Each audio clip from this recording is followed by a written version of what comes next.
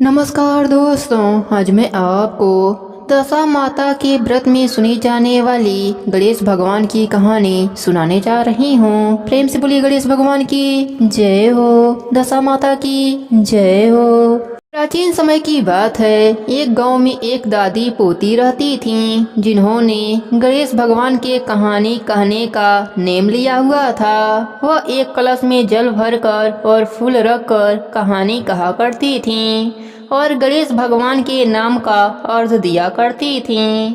एक दिन पोती का विवाह हो गया। जब वह ससुराल जाने लगी तब दादी ने उसे सिर्फ एक कलश में जल भर कर दिया और कहा, गणेश भगवान के कहानी का नेम कभी मत छोड़ना। पोती विदा होकर ससुराल चली गई और चलते चलते सोचती रही कि ससुराल में सब पूछेंगे कि बहू क्या क्या लाई हो तो मैं क्या बताऊंगी। गणेश भगवान ने सोचा कि यह लड़की बहुत परेशान है, मुझे इसके संकट को मिटाना चाहिए। रास्ते में पोती ने गणेश भगवान की कहानी कहकर अर्घ दिया। जैसे ही उसने अर्घ दिया, वहाँ हीरे मोतियों का कुंड भर गया।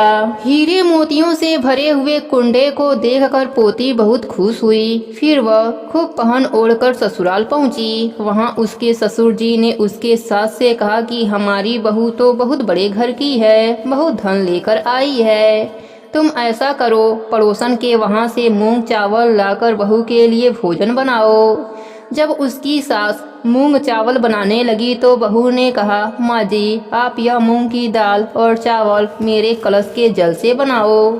सास ने अपने बहू की बात को मानकर कलश के जल से चावल और दाल बनाई। तभी चमत्कार हुआ।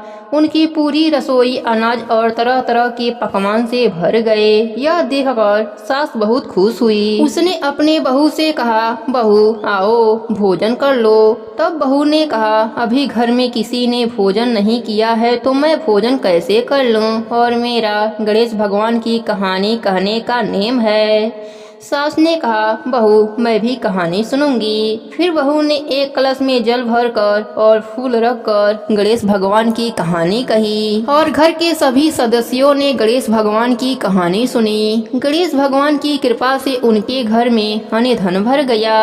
यह सब देखकर सास और भी अधिक प्रसन्न हुई। फिर वह खुशी खुशी अपने पूरे मोहल्ले में गणेश भगवान का प्रसाद बांटने लगी। तब उसकी पड़ोसन ने कहा, अभी तो तुम चावल और दाल उधार लेकर गई थी और इतनी जल्दी इतना सारा धन कहाँ से लाई। तब उसकी सास बोली, मेरी बहू हर रोज गणेश भगवान के कहानी का नेम निभाती है, यह सब उसी का फल है। सास की बात सुनकर पड़ोसन को बड़ी हैरानी हुई और उसने कहा, मैं भी गणेश भगवान के कहानी का नेम निभाऊंगी। अब पड़ोसन भी नित नेम से गणेश भगवान की कहानी का नेम निभाने लगी। गणेश भगवान की कृपा से पड़ोसन का घर भी अन्न धन से भर गया। हे गणेश जी महाराज, जैसे आपने पोती को दिया, पड़ोसन को दिया, वैसे ही सबको देना। सब पर अपनी कृपा बनाए रखना। कहानी अधूरी हो तो पूरी करना, पूरी हो तो मान रखना, सबके व्रत को पूर्ण करना। प्रेम से बोलिए गणेश भगवान की जय हो, दशा माता की जय हो।